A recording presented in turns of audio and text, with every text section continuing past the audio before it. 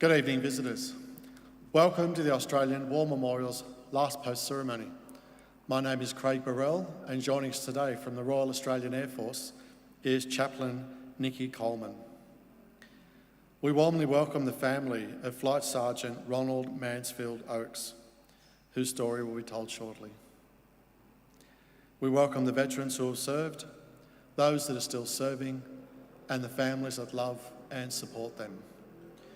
We acknowledge the members of RSL and Services Clubs Association, RSL Victoria, and RSL Queensland, who are watching the broadcast of this ceremony across Australia.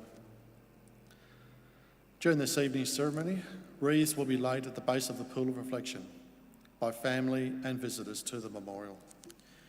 If you're able, please stand and join in singing the National Anthem.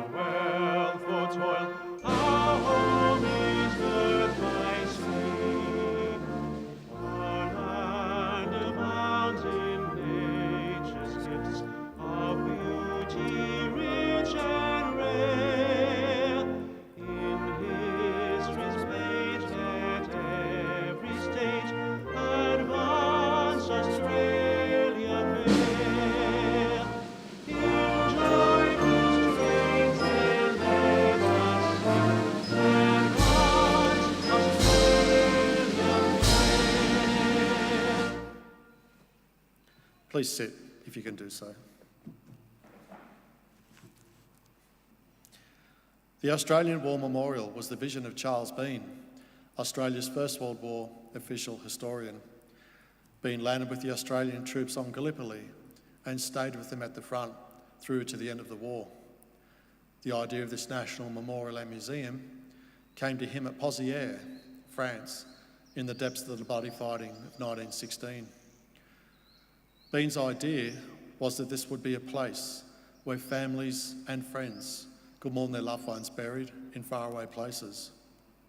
It would also be a place that could help all Australians understand what these men and women had endured and what they had done for us. Bean's vision, to which we remain true, is best expressed as inscribed at the entrance to the memorial's galleries. Here is their spirit, in the hearts of the land they loved, and here we guard the record which they themselves made. Tonight, we will read the story behind just one of those on the Roll of Honour, which lists the names of more than 102,000 men and women who have given their lives for us in war and on operations for more than a century. But first, we present a lament, Flowers of the Forest. Wreaths or floral tributes will now be laid at the base of the Pool of Reflection.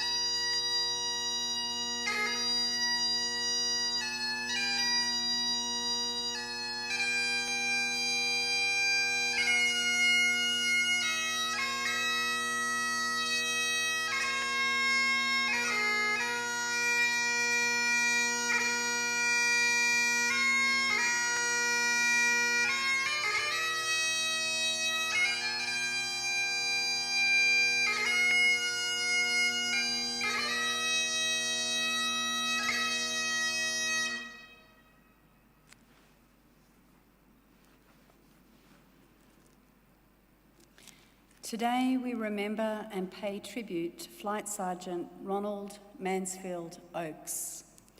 Ronald Oakes was born on the 3rd of February 1923, the eldest of 6 children born to Kathleen Stoney Oakes and Dudley Sedgwick Mansfield Oakes, a veteran of the First World War. Ronald Oakes, known as Pon to his family and friends, was born in Sydney and attended Lane Cove Public School, and later went to North Sydney Chatswood High School. Oakes grew up in Willoughby until 1935, when he went to live with his aunt in Longville following the death of his mother. After school, he worked as a warehouseman and salesman with D&W Murray Limited, a draper's shop, and studied accountancy and salesmanship at the Metropolitan Business College in Sydney. He enjoyed playing football and tennis and was a keen swimmer and cyclist. Oakes enlisted in the Air Force Reserves on the 1st of December 1941, a few months before his 19th birthday. His service in the reserves provided him with useful basic training and prepared him for life in the military. On Anzac Day 1942, he enlisted into the Royal Australian Air Force and began training at bases across New South Wales and Queensland, including the No. 3 Wireless Air Gunners School in Maryborough and the No. 1 Bombing and Air Gunnery School at Evans Head. On the 6th of March 1943, he sailed from Melbourne for England, where he continued to train. Throughout his training, Oakes received a number of promotions, eventually reaching the rank of Flight Sergeant. On the 26th of August 1943, Oakes joined No. 196 Squadron, Royal Air Force. With his unit, he flew Wellington and Stirling bombers on missions over occupied Europe. He served as an air gunner and provided vital defence for his aircraft and their missions. On the 17th of November 1943, he transferred to No. 115 Squadron, RAF.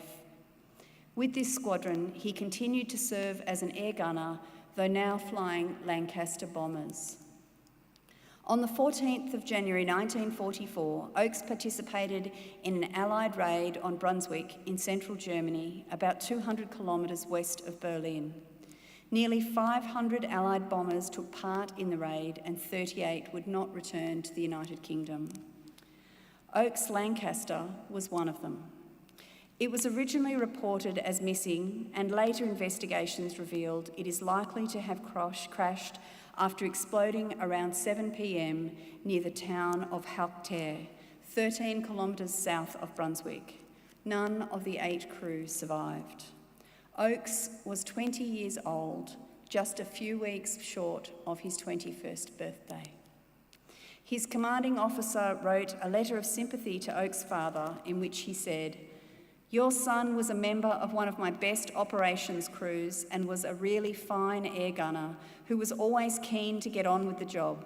He showed great enthusiasm for all his work and was deservedly popular.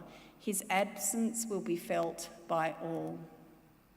Oakes is buried in the Hanover War Cemetery in Germany, where over 2,400 Commonwealth servicemen of the Second World War now lie. His gravestone reads, "Greater love hath no man than this, that he lay down his life." His name is listed on the roll of honour to my left, amongst almost 40,000 Australians who died serving in the Second World War. His photograph is displayed today beside the pool of reflection. This is but one of many stories of service and sacrifice told here at the Australian War Memorial.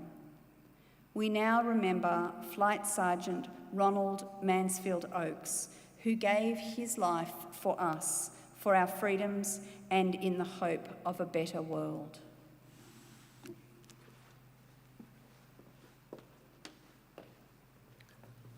Please stand for the ode and the sounding of the last post.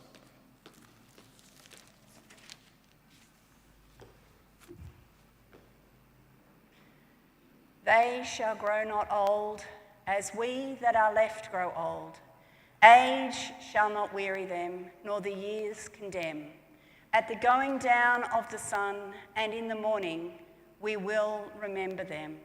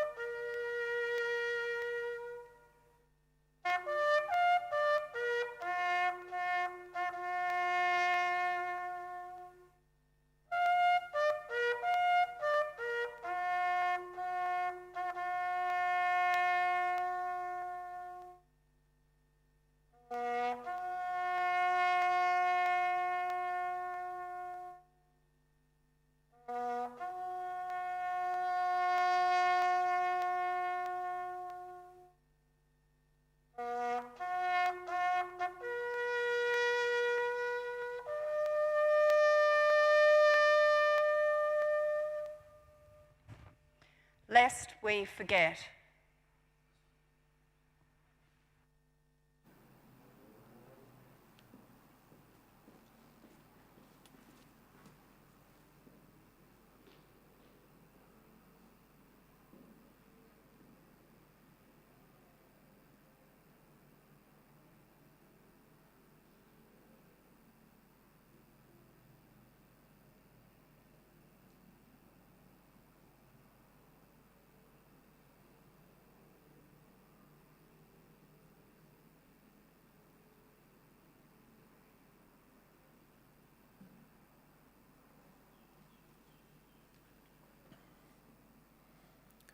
We leave you this evening with the words of the memorial's founder, Charles Bean.